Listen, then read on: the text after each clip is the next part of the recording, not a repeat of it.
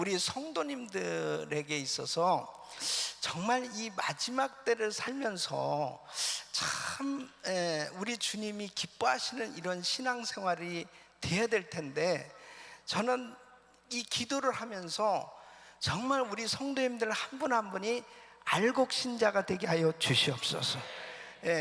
아무리 비바람이 치고 또 엄청난 그런 고난과 시험과 환난이 닥쳐온다 하더라도 정말 주 안에서 믿음으로 굳건하게 서서 오히려 그 어려운 환경을 뚫고 하나님의 영광을 드러낼 수 있는 위대한 간증자들이 되게 하여 주시옵소서. 이런 믿음으로 굳게 서기만 한다면 문제가 없거든요. 아무리 엄청난 환난이 닥쳐온다 하더라도 걱정할 게 없는 거예요. 그런 확실한 믿음의 사람만 되어지면. 그래서 정말 어떻게 하면은 그런 믿음의 사람들로 세워질 수 있을까? 그것이 늘 제 기도 제목인데, 기도하면서 이 요한계시록을 강해해야 될 것에 대한 강한 부담을 하나님께서 주셨어요. 사실은 이 요한계시록에 대해서 부분적으로는 설교를 많이 했지만은 통째로 1장에서 22장까지 강의한 적은 없습니다. 근데 이 요한계시록을 다루는 것이 대단히 조심스러워요.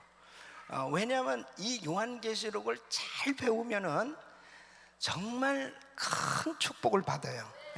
이 영적인 큰 축복을 받을 뿐 아니라 아주 확실하게 영적으로도 열려지고, 그리고 아주 분명한 그 주님 앞에 이 마지막 때를 준비할 수 있는 그런 지혜로운 성도로 세워지는데, 이 잘못 배우면은 이단에 빠지는 그런 일들이 생겨지게 되어집니다.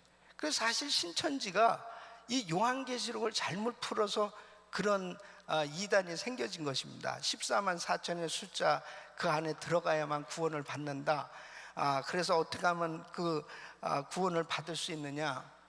계시록 14장에 그 14만 4천을 잘못 풀게 되어졌을 때 엉뚱한 방향으로 가는 거예요. 그뿐만 아니라 잘못 해석하게 되어졌을 때 많은 이단적인 그러한 그 요소들, 그래서 결국은 잘못 배우면 잘못된 그런 신앙생활을 할 수밖에 없거든요. 그래서 참 많은 주의 종들이 요한계시록을 가리키다가 실수하고 또 잘못된 그러한 그 가르치는 일들이 생겨지는 것을 종종 보게 됩니다. 그래서 사실은 좀 그런 부분에 대해서 굉장히 염려가 되어졌는데, 저는 이제 기도를 하면서 정말 하나님께서 기뻐하시는 이 말씀 해석을 통해서 성령님이 도와주심으로 인해서 정말 우리 성도님들이 복을 받는 그러한 성경 공부가 되어질 수 있을 줄로 믿습니다. 그래서 그렇게 가르쳐 주실 분은 성령님이시고, 그리고 우리가 순수하게 하나님의 말씀을 제대로 잘 받으면 하나님께서 큰 은혜를 부어주실 줄로 믿습니다. 그래서 여러분들이 기도하시면서 몇 번씩 읽고, 그리고 기도하고, 그리고 말씀을 잘 들으시면은, 그리고 잘 정리해 두시면은 우리 성도님들에게 있어서 정말 평생의 축복이 되어질 수 있는 그런 은혜가 임할 줄로 믿습니다. 여러분, 마태복음 25장 13절에 보면은 이 열 처녀의 비유를 통해서 바로 우리 주님께서 이 마지막 때를 준비해야 될 것에 대한 이 깨달음을 주시는 장면을 볼 수 있어요. 이 열 처녀가 다 신랑을 맞이할 그런 사모함을 가지고 있었습니다. 그 사모함을 가지고 신랑을 기다리고 있었는데, 바로 다섯 처녀는 신랑을 만났고 다섯 처녀는 신랑을 못 만났다고 그랬어요. 거기에서 보면은 열 처녀가 다 등을 들고 신랑을 맞이하러 갔다고 그랬습니다. 그랬는데 막판에 신랑이 오신다는 이야기를 듣고 문제가 생겼어요. 다섯 처녀는 바로 신랑을 만난 처녀는 지혜로운 다섯 처녀, 신랑을 못 만난 처녀는 미련한 다섯 처녀라고. 근데 지혜로운 다섯 처녀와 미련한 다섯 처녀가 어떻게 나눠졌습니까? 10사람이 다 등을 들고 준비를 했는데 바로 이 지혜로운 다섯 처녀는 기름을 준비했다는, 기름을. 그런데 이 미련한 다섯 처녀는 등만 들고 있었지 기름이 준비되지 않았다는 거죠. 그래서 기름을 준비하러 간 사이에 신랑이 오신 거예요. 예? 그러면서 뭐라고 말씀하십니까? 그런즉 깨어있으라, 너희는 그날과 그 시를 알지 못하느니라. 예? 그러니까 바로 준비를 제대로 잘한 사람은 마지막 때에 정말 웃으면서 주님을 만날 그 놀라운 축복의 시간이 된다는 거죠. 예? 그러니까 준비가 잘 되어지면은 마지막 때라고 하는 것이 두려운 때가 아니고 무서운 때가 아니고 걱정할 때가 아니고 정말 사모하고 기다려지는 때가 된다는 거죠. 축복의 때가 된다는 거죠.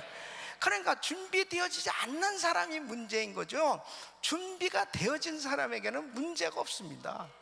그러니까 정말 우리 성도님들은 주님 오실 날 그분을, 우리 신랑 되신 주님을 만날 준비가 됐습니까? 준비가 됐냐 이거예요. 예. 준비가 된 사람에게 있어서는 걱정할 게 없어요. 내가 오늘 밤 이 세상을 떠나서 주님을 만나도, 언제 우리 예수님이 오신다 하더라도 내가 준비되어 있는데요. 준비되어 있는 사람은 언제든지 어서 오시옵소서, 마라나타 어서 오시옵소서, 그렇게 주여 어서 오시옵소서 할 수 있는 그러한 준비된 신앙이 될 수 있기를 예수 이름으로 축원합니다. 축원합니다. 그래서 특별히 이 마지막 때는 정말 주님의 재림을 준비할 수 있는 그런 지혜로운 다섯 처녀와 같은 이 성도의 삶이 돼야 되겠다는 거죠. 그런 면에서 바로 이 요한계시록을 공부하는 것은 굉장히 중요한 것입니다. 마지막 때 주님의 재림을 준비하는 이 성도의 삶에 있어서 모든 책이 다 중요하지만은 특별히 이 요한계시록은 굉장한 이 마지막 때를 준비할 수 있는 지혜와 능력과, 그리고 주님께서 우리에게 알려주신 그 계시를 알 수 있는 이 놀라운 책이기 때문에 요한계시록을 공부하는 것은 굉장히 중요한 것입니다. 그런데 이 계시록을 해석하는 여러 방법이 있어요. 이 보통으로 보면 한 세 가지로 이렇게 해석들을 하고 있는데, 첫째는 역사적 해석 방법이 있습니다. 이 지나간 과거로 보는 거예요, 이 내용들을. 그래서 계시록 내용 하나하나를 이 역사에 꿰맞추는 그 해석입니다. 사실 이것은 상당히 위험한 부분이 많이 있었어요. 그래서 극단적 세대론자들이 바로 나오게 된 겁니다. 이 예수님의 재림 날짜라든지 또 휴거 날짜라든지 이런 것들이 대충 이렇게 날짜로 보니까 이 숫자적으로 보니까 이렇게 되는 것 같다라고 생각하는 거. 또 14만 4천의 숫자라든지 이런 것들이요 다 꿰맞추는 거예요. 그렇게 되다 보니까 결국은 엉뚱한 방향으로 가게 되는 거죠. 그래서 시한부 종말론도 역시 92년 10월 28일 날 예수님 오신다 해가지고 난리가 났었던 것도 다 이런 것입니다. 또 미래적 해석 방법이 있는데요, 앞으로 되어갈 일을 하나님께서 보여주셨다. 그래서 그 보여주신 것에 대해서 이제 실제적이 있는 이 사건, 또 있을 사건, 또 되어진 일들을 바라보면 앞으로 하나님께서 어떻게 이루어 가실 것인가 하는 것들을 통해서 해석해 나가는 방법이 있습니다. 또 영적 해석이 있어요. 특히 상징적인 내용들이 상당히 많이 있습니다. 그래서 이러한 모든 내용을 다 영적으로 해석해야 된다라고 하는 그러한 면은 또한 대단히 위험한 요소가 없지 않아 있습니다. 그래서 어떻게 해석하는 것이 가장 건전하고 바람직하냐, 미래적 해석과 영적 해석이 잘 균형 있게, 그리고 역사적 교훈을 구체적으로 이해하면서 하나님께서 어떻게 말씀하시는지를 그 말씀 속에서 깨닫게 하는 것, 이것이 가장 건강한 그 성경 해석 방법이다, 이렇게 생각하고요.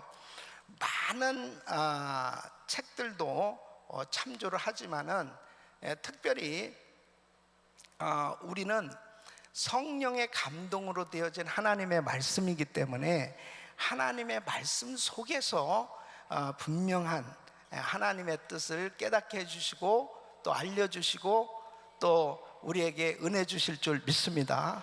그래서 이 계시록을 공부하는 가운데 제일 주님이 왜 이 계시록을 우리에게 허락하셨느냐, 이 주님의 그 본 뜻을 이해하는 것이 참 중요하죠. 여러분, 이 계시록을 누구에게 쓰게 했습니까? 바로 사도 요한에게 계시록을 쓰게 했습니다. 그래서 이 사도 요한이 이 AD 95년에서 96년경, 그러니까 그때 당시는 로마 왕 이 도시미안 황제는 거의 10대 박해가라고 할 정도로 굉장히 예수 믿는 사람들을 핍박했습니다. 그래서 사자의 밥이 되게 하고 감옥에 또 말할 수 없는 그런 핍박을 가했던 그런 당시에 요한도 역시 엄청난 핍박을 당해서 복음을 전하다가 이제 유배를 가는데 어디로 갔냐면은 밤모섬에 갔습니다. 밤모섬.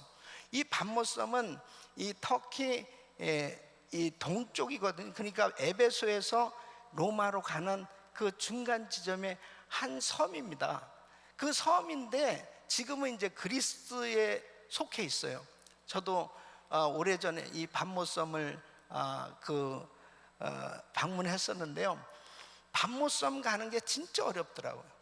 대부분 막 이 일기가 너무 안 좋은 거예요. 그러니까 가기로 했던 배가 이렇게 캔슬되기도 하고 그래요. 근데 우리가 다행히 그 밤모섬에 가서 또 사도 요한의 그 사역했던 거, 이런 것들을 보고 나도 혹시 거기서 또 계시를 좀 받아볼까 그래가지고 거기에서도 기웃기웃 거려보기도 하고 뭐 기도도 해보고 그랬는데요. 그때 당시로 보면은 정말 힘든, 예수 믿는 것이 너무나 어려운 시대였습니다. 그때 얼마나 많은 예수 믿는 사람들이 위축됐겠습니까?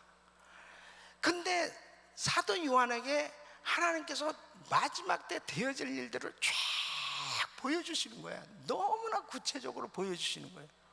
그 보여주시는 그 이유가 뭐냐면은, 야, 너희가 이 땅에서는 지금 환난을 당하지만 장차 예수 믿는 하나님의 자녀들은 부활하게 될 것이요, 새하늘과 새 땅에서 이루 말할 수 없는 아름다운 그 영원한 천국에서 살게 될 놀라운 비전을 보여주시는 거죠. 그러니까 두려워하지 말라는 거죠. 걱정하지 말라는 거죠. 바로 하나님을 믿는 하나님의 자녀들은 지금은 잠깐 육신적으로 괴롭고 힘들고 어려울지 모르지만 잠시 잠깐 후면 바로 그 엄청난 축복의 세계가 열려지게 될 것이다. 이것을 기록하라는 거죠. 이것을 깨달으라는 거예요. 그래서 누구한테 이것을 전하겠느냐? 소아시아에 세워진 7교회들에게 전하게 한 것입니다. 그러니까 바로 교회가 굉장히 중요한 거죠. 교회는 우리 주님이 친히 세워주셨어요. 그래서 주님은 교회에 관심이 있는 겁니다. 그 소아시아 7개 교회는 당시에 사도 요한이 사역할 때에 있었던 교회들이에요. 그러니까 그 교회들은 오늘날 우리가 지금 섬기고 있는 교회들에게도 똑같이 적용되는 줄 믿으시기 바랍니다. 교회들에게 바로 이 사실을 알리라는 거예요. 그래서 주님께서 요한에게 계시를 주시고 요한이 이 계시를 천사를 통해서 계시를 받아서 이제 기록한 것이 요한계시록입니다. 그러니까 요한계시록은 요한의 계시가 아니고 바로 예수 그리스도의 계시입니다. 그래서 1절 말씀 보면 예수 그리스도의 계시라 그래서 분명히 이 계시는 누구의 계시요? 예수 그리스도의 계시라. 이는 하나님이 그에게 주사 반드시 속히 될 일을 그 종들에게 보이시려고 그 천사를 그 종 요한에게 보내어 지시하신 것이라. 그러니까 바로 이 계시는 예수님의 계시이기 때문에 진리인 줄로 믿습니다. 그러니까 사람의 계시는요, 그건 다 믿을 수가 없어요. 근데 예수님의 계시는 확실하게 믿어도 되는 거예요. 그러니까 우리가 이 요한계시록을 공부하면서 이 계시는 바로 예수님의 계시이기 때문에 반드시 그대로 이루어질 줄로 믿습니다. 그래서 이 계시록 전체 구성이 어떻게 됐냐면요, 1절에서 3장, 1장에서 3장까지는 이 서론적인 내용으로 되어 있습니다. 어떻게 이 계시를 받게 되었으며 또 교회에 주시는 메시지에 대해서 말씀하고 있고, 4장에서 18장까지는 어마어마한 이 대환란이 어떻게 있게 될 것인가 하는 내용과, 그 다음에 19장에서 20장까지는 최후의 심판과 천년 왕국이 이루어질 것에 대해서 말씀하시고요. 그 다음에 21장에서 22장은 새하늘과 새 땅, 이제 바로 이 모든 일들이 이루어질 것에 대한 결론을 말씀하고 있어요. 그래서 우리가 1장에서 22장까지 전체를 읽고 또 이 말씀들을 공부하는 가운데 주님이 사도 요한에게 보여주신 그 계시가 우리에게도 그대로 전달될 수 있는 이런 축복이 있기를 바랍니다. 그래서 그렇게 되어지려면요, 정말 기도를 많이 하셔야 돼요. 기도를 정말 많이 하셔야 돼요. 그러니까 말씀을 들으실 때 성령님께서 기록한 말씀이기 때문에 이 말씀은 성령께서 깨닫게 해주셔야 우리도 밝히 이해가 되는 것입니다. 그러니까 지식적인 어떤 그 공부가 되어지면 안 되고요, 바로 이 말씀 속에서 주님께서만 깨닫게 해주시는 이런 은혜가 있어야 돼요. 회개가 되어지고, 그 다음에 주님이 주신 비전이 내게 임하고, 은사가 임하고, 그리고 주님께서 무언가 이렇게 확실하게 우리에게 깨닫게 해주는 그런 은혜를 체험할 수 있기를 바랍니다. 그래야 정말 이 요한계시록을 공부하고 난 다음에 영적인 변화가 일어나야 되는 것입니다. 이 영적인 변화가 있기를 바랍니다. 그렇게 되어졌을 때 우리 심령 속에 감격이 충만하게 넘치는 그런 은혜가 있기를 예수 이름으로 축원합니다. 그래서 미래에 될 일, 이 계시를 사도 요한 이후부터 세상 끝날까지 일어날 일들에 대해서 지금 보여주고 있는데, 주님 재림 직전에 일어날 일들이 뭐고, 그 다음에 재림 이후에 되어질 일들, 천년왕국이라든지 새롭게 임할 새하늘과 새 땅, 이런 내용들로 구성이 되어 있어요. 그러니까 우리가 아직 그 경험하지 않은 그러한 세계가 이제 오게 되는 거죠. 이런 것들을 미리 공부한다면 어떻게 되겠습니까? 이 일들은 지금 요한에게 우리 주님께서 계시해 주신 일들은 반드시 이루어질 줄 믿습니다. 반드시 이루어지는 거예요. 그러니까 보세요, 1절에 보면 예수 그리스도의 계시라, 이는 하나님이 그에게 주사 반드시 속해 될 일을, 그랬어요. 반드시 속해 될 일이라고 그랬습니다. 그러니까 지금 앞 재림 직전에 어떤 일들이 일어날 것인가, 그 다음에 재림 이후에 어떠한 세상이 올 것이냐, 이것은 반드시 될 일입니다. 이것을 제대로 이해한다는 게 얼마나 중요한 거예요. 그래서 이 요한계시록을 배워야 할 중요한 이유가 있어요. 오늘 이 서론적인 내용이 1절에서 이 8절까지 있는 부분인데요, 너무너무 중요한 부분이에요. 요한계시록을 왜 배워야 되느냐? 첫째는 주님의 재림을 준비하여 복된 성도가 되기 위해서. 여러분, 이 요한계시록은 어떤 사람들은 이렇게 생각해요. 이거 무서운 책이야.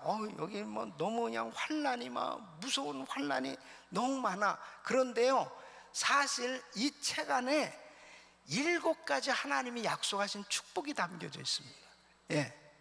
7가지 이 책 안에 담겨진 축복을 받을 수 있는 그런 은혜가 있기를 바랍니다.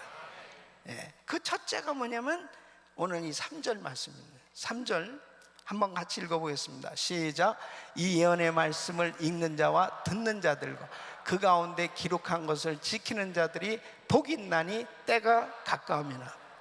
아멘. 그래서 뭐라고 그랬어요? 이 책을 어떻게 해요?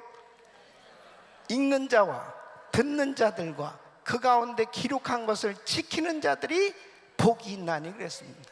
그러니까 이 요한계시록을요, 읽고 듣고 또 기록한 것을 지키는 사람이 복 받는 거예요. 바로 이것이 왜요? 재림을 준비하는 거기 때문에 복이 되는 거예요. 그 다음에 두 번째는 계시록 14장 13절입니다. 우리 같이 읽겠습니다. 시작. 또 내가 들으니 하늘에서 음성이 나서 가르되 기록하라. 자금 이후로 주 안에서 죽는 자들은 복이 있도다 하시매 성령이 가라사대 그러하다. 저희 수고를 그치고 쉬리니 이는 저희 행한 일이 따름이라 하시더라. 아멘. 뭐라고요? 주 안에서 죽는 자들은 복이 있도다. 이제 이 7가지에 대한 것은 오늘은 서론 부분이니까요, 그냥 이러한 복에 대해서 말씀하고 있다는 걸로 하고, 이제 구체적으로 나중에 다 이렇게 공부를 하게 될 거예요. 세 번째는 계시록 16장 15절 말씀입니다. 시작. 내가 도적같이 오니 누구든지 깨어 자기 옷을 찢겨 벌거벗고 다니지 아니하며 자기의 부끄러움을 보이지 아니하는 자가 복이 있도다. 바로 의의 옷, 예수 그리스도를 믿음으로 의의 옷을 입은 자가 복이 있다. 계시록 19장 9절 시작. 천사가 내게 말하기를 기록하라. 어린 양 혼인잔치에 청함을 받은 자들이 복이 있도다. 아멘. 그래서 어린 양이 혼인잔치에 참여하는 자가 복이 있다는 거죠. 자, 다섯 번째 계시록 20장 6절 말씀.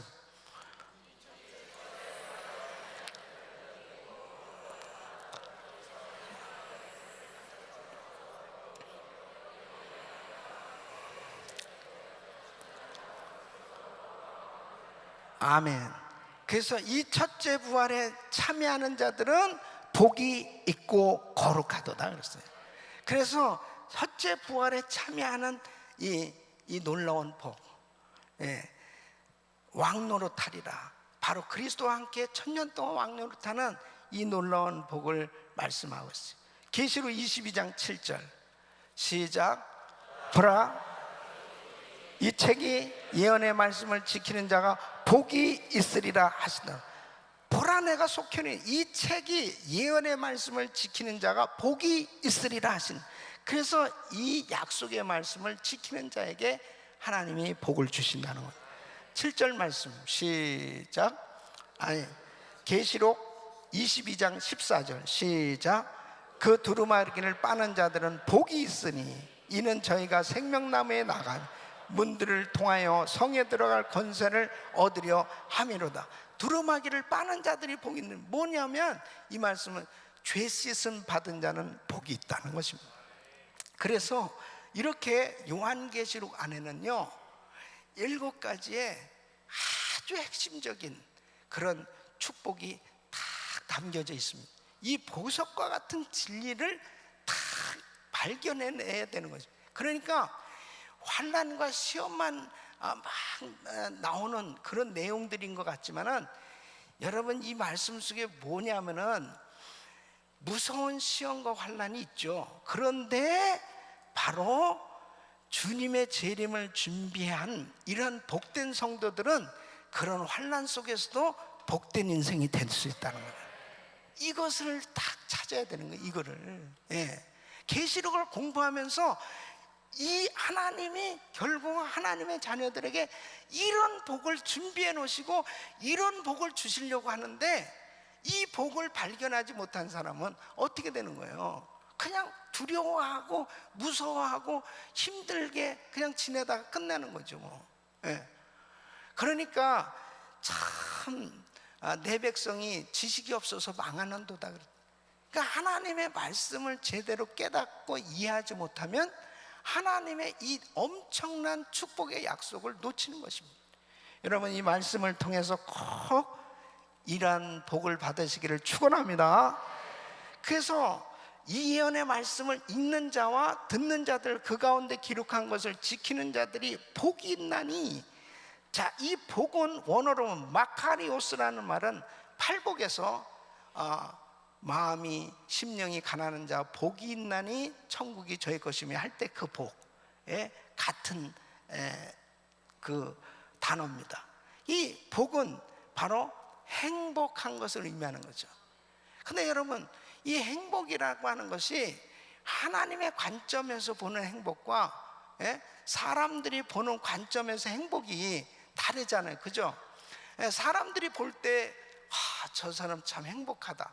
근데 하나님의 관점으로 볼 때 과연 그 사람이 행복한 것인가 라고 하는 것이 다를 수가 있어요. 그러면 어떤 관점에서 본 행복이 진짜일까요? 하나님의 관점에서 봤을 때 그 복이 진짜죠. 그러면 사도 바울이 복음을 전하다가 감옥에 갇혔을 때 사람의 관점에서 보면 사도 바울은 불행하게 보였을 거예요. 야, 저 사람 매를 맞고 저렇게 감옥에서 너무 힘들겠다. 그런데 사도 바울은 하나님의 관점에서 보면 정말 복받은 인생입니다. 그러니까 바로 우리가 행복한 이 이유, 복이 되는 이유가 뭐냐? 자, 이 예언의 말씀을 읽는 자, 듣는 자, 그 가운데 기록한 것을 지키는 자들이 복이 있나니. 왜 복이냐고요? 하나님의 관점에서 보면 왜 복이에요? 자, 이 요한계시록을 읽고 듣고 이것을 가운데 기록한 것을 지키는 사람이 복이 있다고 하는데, 이 마지막 때에 많은 환난과 시험과 어려운 가운데서도 이러한 책을 읽고 듣고 가운데 기록한 자들이 바로 복이 되어지는 그 이유가 뭐예요? 때가 가까웠습니다. 그랬습니다. 바로 그것이 이유인 거예요. 마지막 때라는 거. 마지막 때. 마지막 때는 뭡니까? 주님이 오실 날이 가까운 때다. 그러니까 주님이 오실 날이 가까운 때에 주님께서 말씀하신 마지막 때 될 일들에 대해서 읽고 듣고 그것을 지켜 행하면서 준비된 사람이 복 있는 거죠. 그러니까 주님이 오신다고 말씀하셨는데 주님이 어느 때 오시느냐, 그리고 오실 때 분명히 우리가 준비를 해야 되는데 아무것도 준비되지 아니하고 주님을 맞이했을 때는 땅을 치는 거죠. 후회가 막심한 거죠. 그런데 이 말씀을 읽고 듣고 그 다음에 그렇구나, 그러므로 내가 이렇게 살아야 되겠구나, 이렇게 준비해야 되겠구나 해서 딱 준비된 가운데 예수님을 만나보세요. 얼마나 복된 인생이 되겠습니까? 그러니까 그런 사람이 시간을 헛되이 낭비하겠냐고요. 예? 이렇게 준비된 사람이 세상 정욕대로 방탕하게 살겠냐고요. 절대 그렇게 안 살죠. 그러니까 정말 주님의 재림을 준비하는 복된 성도가 되는 줄로 믿습니다. 그래서 지금이야말로 정말 때가 가까운 시대이기 때문에 바로 이 공부를 한다는 것이 딱 타이밍이 맞는다고 저는 생각하는 거예요. 그러니까 하나님께서 요한계시록을 통해서 우리에게 가르쳐 주는 것이 뭡니까? 주님이 오시든지 내가 주님 앞에 가든지 오늘 주님을 만날 날이라는 그런 의식을 가지고 살아야 된다는 것입니다. 항상 주님 만날 준비를 하면서 살아라, 그것을 깨닫게 해주시는 거예요. 그러니까 얼마나 축복입니까? 계시록 1장 1절 다시 한번 읽겠습니다. 시작. 예수 그리스도의 계시라, 이는 하나님이 그에게 주사 반드시 속히 될 일을 그 종들에게 보이시려고 그 천사를 그 종 요한에게 보내어 지시하신 것이라. 하나님이 예정하신 때에 반드시 성취될 것인 것을 믿으시기 바랍니다. 반드시 성취된다니까요. 그러면 여러분 보세요.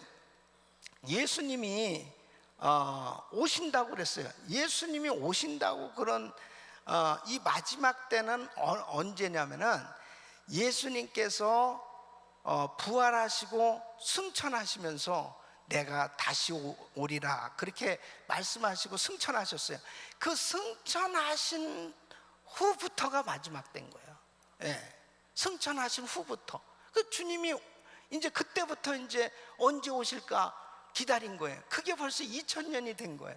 그러면 그때 예수님이 승천하시면서 내가 곧 오리라, 그때 초대교회 성도들 그때 당시의 마지막 때와 지금 마지막 때와는 너무나 다른 거죠.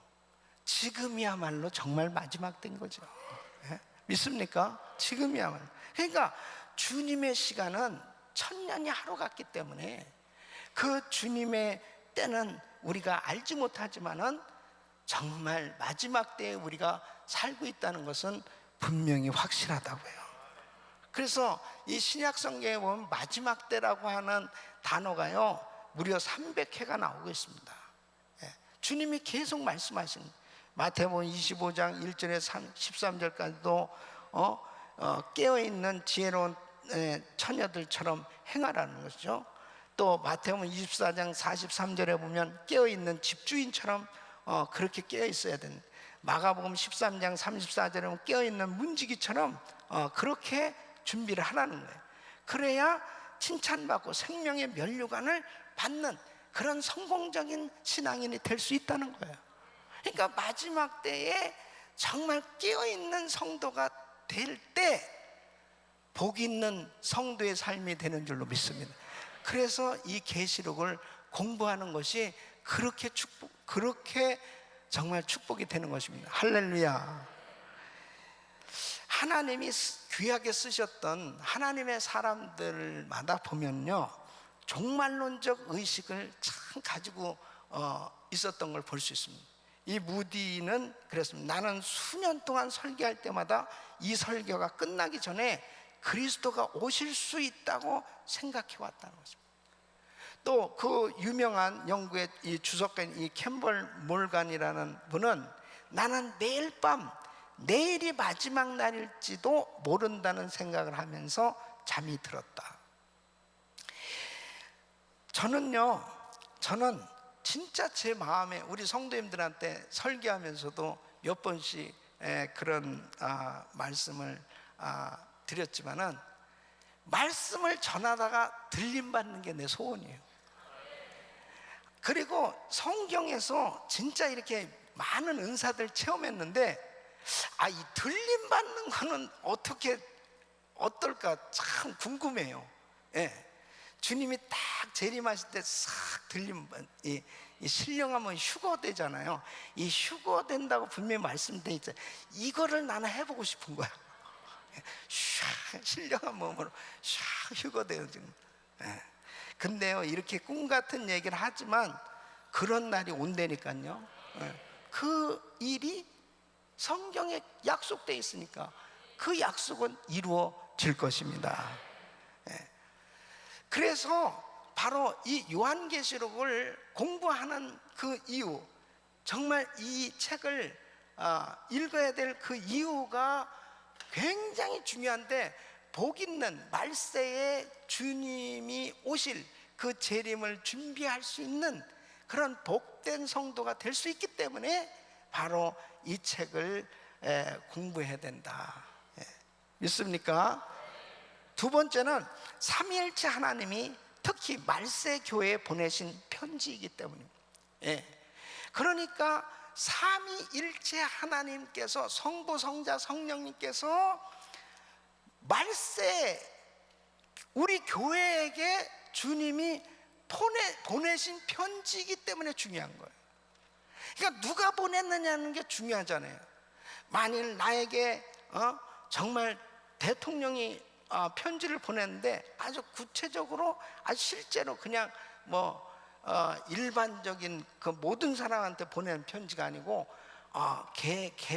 개별적으로 나한테 이렇게 아주 중요한 편지를 보냈다. 그래도 얼마나 중요한 그리고 자랑스러운 그런 편지가 되겠습니까? 그런데 우리 만왕의 왕이 되시는 하나님께서, 삼위일체 하나님께서 나에게 편지를 보내셨다.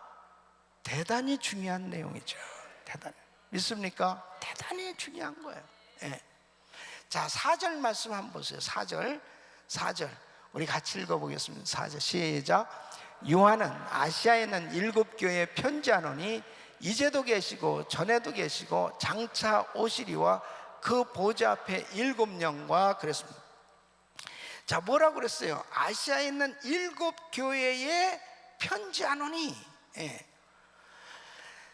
이제도 계시고 전에도 계시고 장차 오실 이와 그 보좌 앞에 7영과, 자 5절 시작. 또 충성된 증인으로 죽은 자들 가운데서 먼저 나시고 땅의 임금들의 머리가 되신 예수 그리스도로 말미암아 은혜와 평강이 너에게 있기를 원하노라. 우리를 사랑하사 그의 피로 우리 죄에서 우리를 해방하시고, 6절 그 아버지 하나님을 위하여 우리를 나라와 제사장으로 삼으신 그에게 영광과 능력이 세세토록 있기를 원하노라. 아멘. 왜 그건 또 안 보여줘가지고 갑자기 조용하다 그러죠. 자, 그래서 성부 하나님이 어떻게 지금 말씀하시나 보세요. 이 계시록에 보면은, 자 1장 4절에는 뭐라고 말씀하시냐면, 1장 4절에는 바로 이제도 계시고 전에도 계시고 장차로 오시리라고 그랬습니다. 자, 이제도 계시고 전에도 계셨어요. 그죠? 자, 계시록 1장 8절. 1장 8절은 주 하나님이 가서 나는 알파와 오메가라, 이제도 있고 전에도 있었고 장차 올 자요 전능한 자라 하시더라. 자, 계시록 4장 8절도 전에도 계셨고 이제도 계시고 장차 오실 자 그랬습니다. 계시록 11장 17절에 보면 옛적에도 계셨고 시방도 계신 주 그랬습니다. 계시록 16장 5절에는 전에도 계셨고 시방도 계신 거룩하시니요. 이 시방이란 말은 참 아주 오래된 말입니다. 아주 오래된 말. 아주 정감이 있어요. 시방도 계신 걸 믿으셔야 돼요. 그러니까 바로 우리 예수님은 스스로 존재하시는 분입니다. 영원 전부터 영원 후까지. 그런데 우리는 어때요? 우리 인간은 유한한 존재입니다.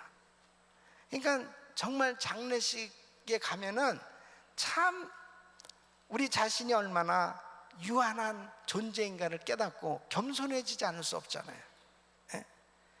그런데 보세요, 하나님 앞에 은혜 중에 은혜는 이렇게 유한한 인간이 하나님의 자녀가 돼서 영원한 생명을 얻고 영원히 살 수 있게 됐다는 거죠. 예? 바로 유한한 인간에게 하나님의 그 영원한 생명을 부어주셔서 영원히 살 수 있도록 누가 해주셔요? 성부 하나님이에요. 아멘. 예? 자, 그 다음에 성령 하나님께서 어떻게 말씀하시냐? 자, 4절에 보면은 성령 하나님께서는 그 보좌 앞에 7영으로 나타나셨어요. 예? 보좌 앞에 7영으로 나타나셨어요.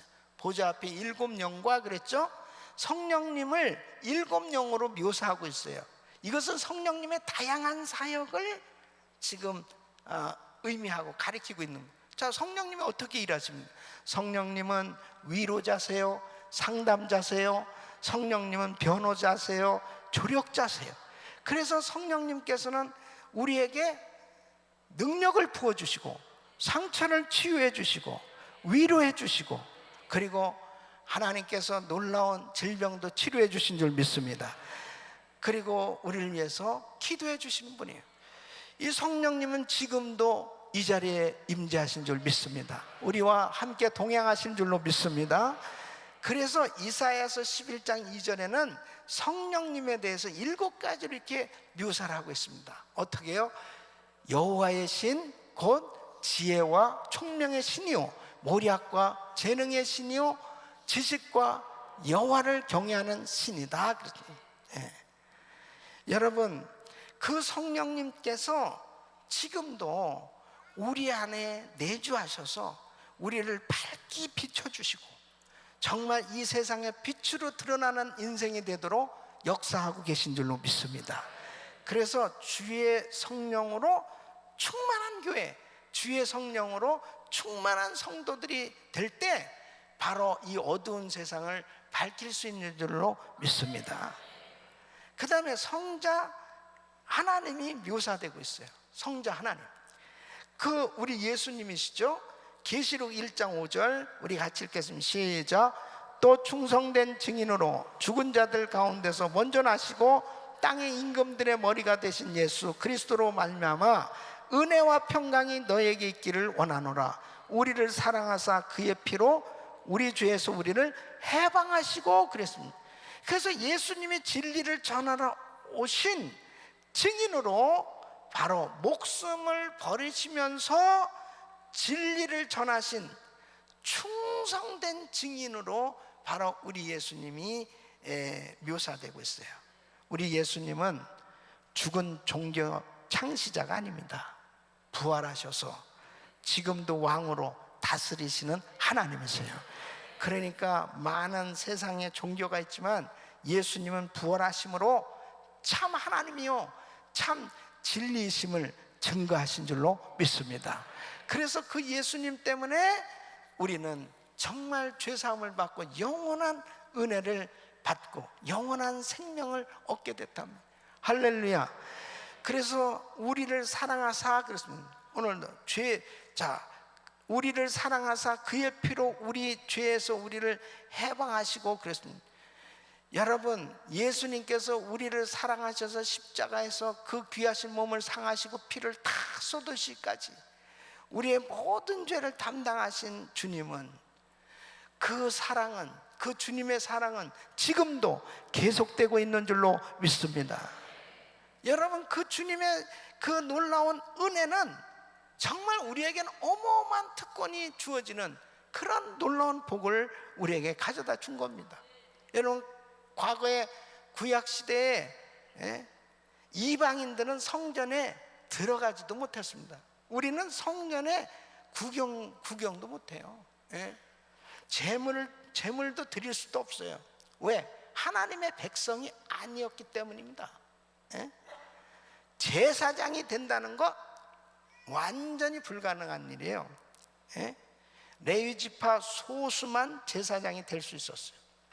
그런데 바로 예수님께서 이 땅에 오셔서 십자가를 지시고 우리의 모든 죄를 담당하시고 우리 주님께서 구원의 길을 열어놓으셨는데, 예수만 믿으면 누구든지, 유대인이든 이방인이든 할 것 없이 누구든지 하나님의 백성이 되고 제사장이 되는 특권을 받게 된 겁니다. 사도 요한은 이 사실을 깨닫고 감격하는 겁니다. 감격하는, 와, 이 길이 열려졌다는 거예요. 그래서 베드로전서 2장 9절로 10절 우리 한번 같이 읽어보겠습니다. 베드로전서 2장 9절 시작.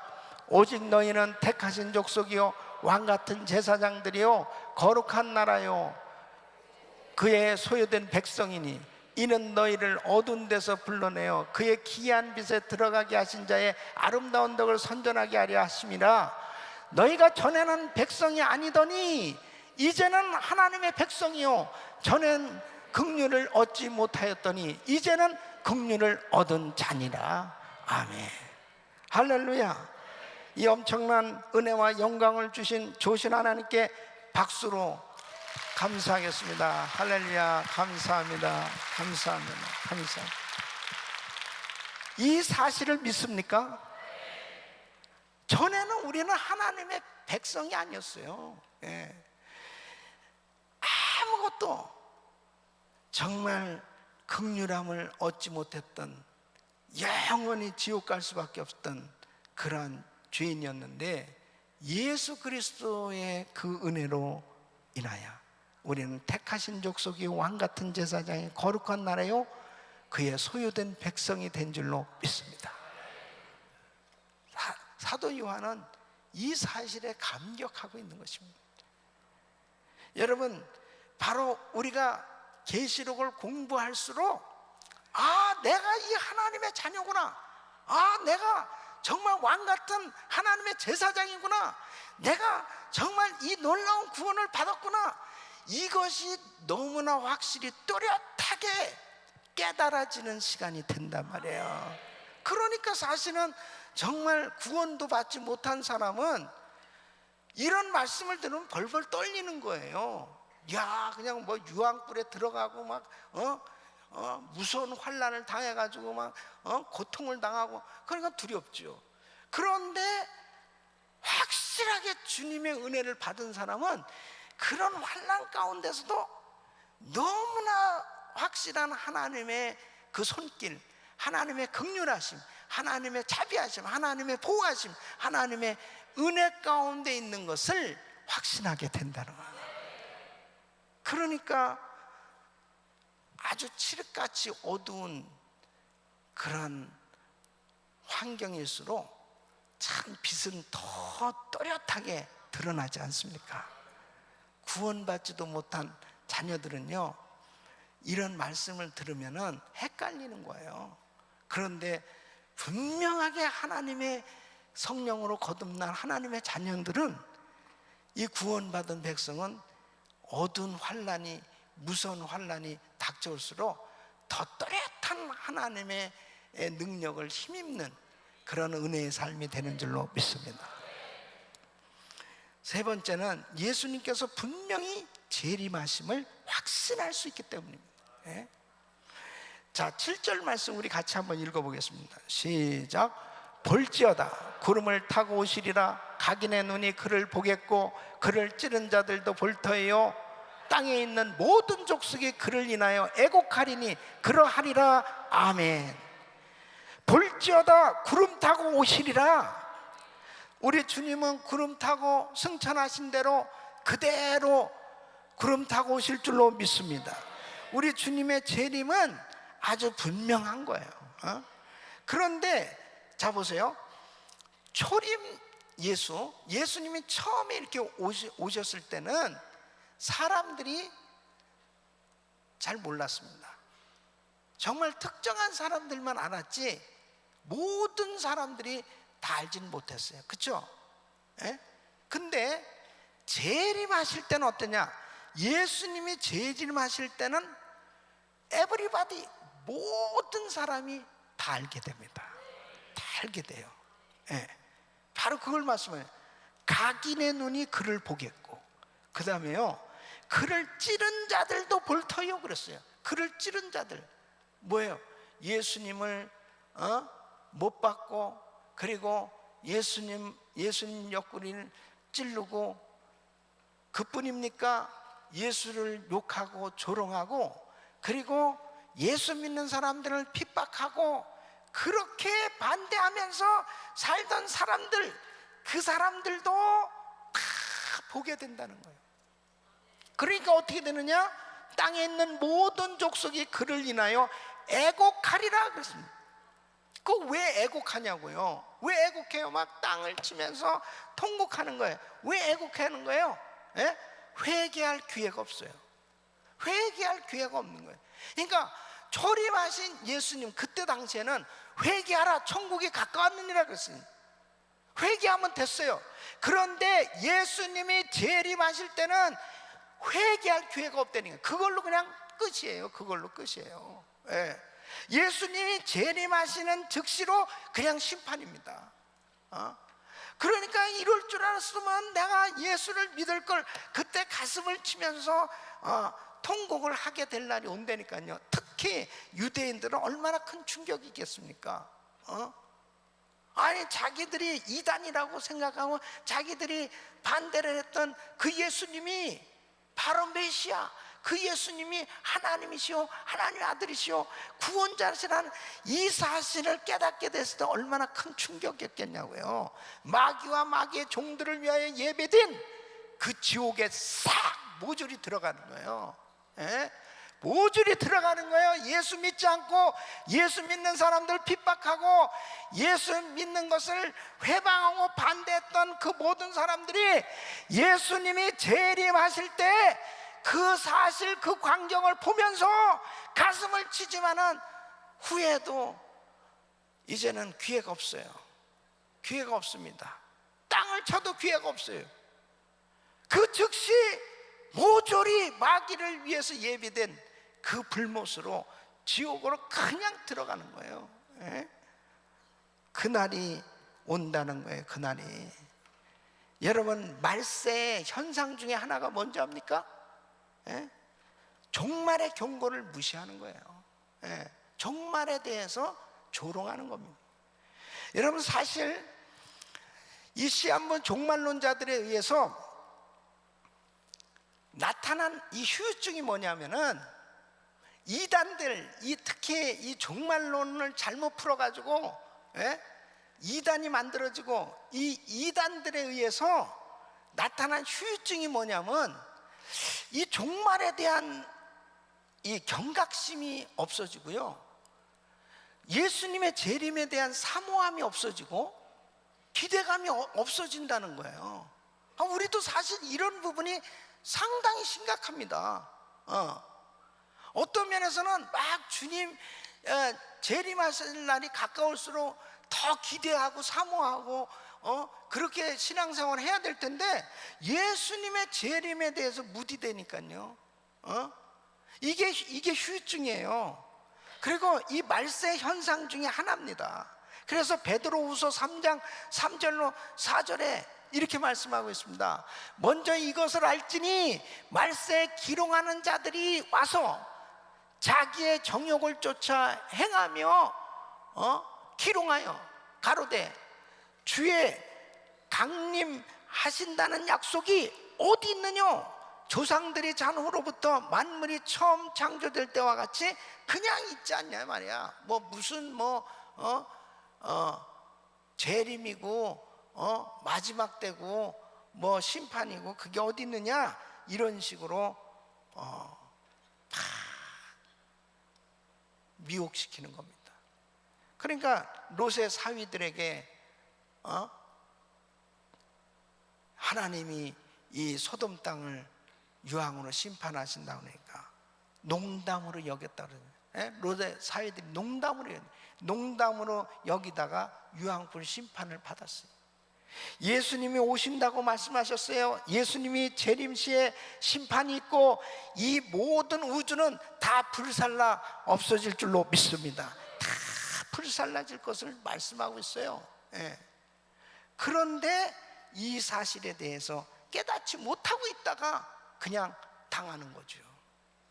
그러니까 이 요한계시록을 공부해야 될 그 이유가 뭐냐면, 예수님이 재림하시기 직전에 일어날 일들과 재림하신 후에 일어난 일들을 공부하다 보면은 정말 주님의 재림을 확신하니까 내 신앙생활을 어떻게 해야 되겠느냐가 아주 분명하게 끼어있는 지혜로운 성도의 삶이 되는 줄로 믿습니다. 그러니까 계시록 22장 12절 말씀, 그 말씀을 우리는 분명히 붙들어야 되는 것입니다. 시작. 보라, 내가 속히 오리니 내가 줄 상이 내게 있어 각 사람에게 그의 일한 대로 갚아 주리라. 보라, 내가 속히 오리니. 우리 주님께서 재림하시면 반드시 각 사람에게 그의 일한 대로 상을 주신, 그럴 때 저와 우리 성도님들이 주님 앞에 참 기쁨으로 상을 받을 수 있기를 예수 이름으로 축원합니다.